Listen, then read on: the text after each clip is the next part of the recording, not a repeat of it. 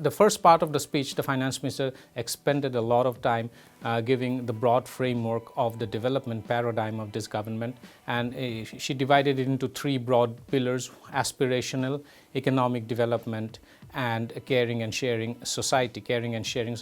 Within aspirational, she's listed out a 16-point farm revival package, that is for boosting the farm sector and doubling of farmers' income by 2022. This announcement, this ambitious goal was set by the Prime Minister himself in 2017, that by 2022, which is the 75th year of India's independence, the government is going to raise farmers' income are going to double compared to 2017. The biggest piece of the biggest talking point, or the biggest headline of this budget, obviously, is the income tax changes that the finance minister has announced for the salaried and individual class. Clearly, she has given pointed attention to India's vast consuming middle class and the salaried class. There was expectation that the finance minister is going to overhaul the individual income tax regime. She did it in many ways, but albeit with riders. She rejigged the tax slabs and rates to the extent that, according to the government, it is going to give more money in the hands of people, in the sense that the tax liability will come down. But what it does is that the new tax slabs and rates will be applicable only when the people actually decide not to use their existing deductions and exemptions. The micro, small and medium enterprises is the lifeblood of the Indian economy. Just to put things in context, 45% of India's manufacturing actually comes from micro, small and medium enterprises, and that's also roughly the proportion of GDP that is accounted for by MSMEs.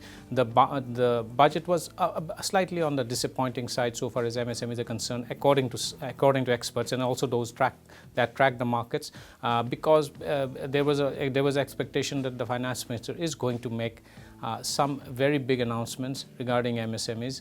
That did not come about, and it left many people wondering where the jobs are going to be created, because one of the things that is being told about the Indian economy is that if the economy has to revive, the revival has to start from the micro, small and medium enterprises, the MSME units.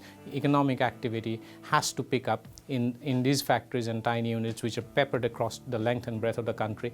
The lack of a specific MSME package, a fiscal or otherwise, in the budget has actually left some people disappointed. Finance Minister Nirmala Sitharaman presented her second budget amid heightened expectations that the budget is going to present a comprehensive revival plan for the Indian economy that has been seen as falling off a cliff over the last few quarters.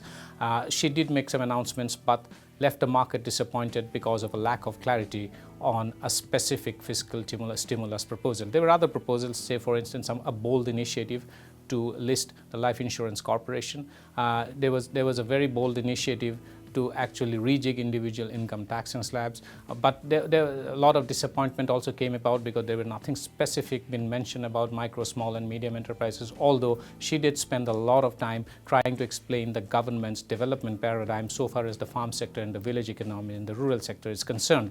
All in all, the finance minister tried to present a budget which the government believes is going to aid in engineering a quick turnaround for the economy that is now being buffeted by crippling industrial deceleration and falling household consumption, but left markets and investors disappointed.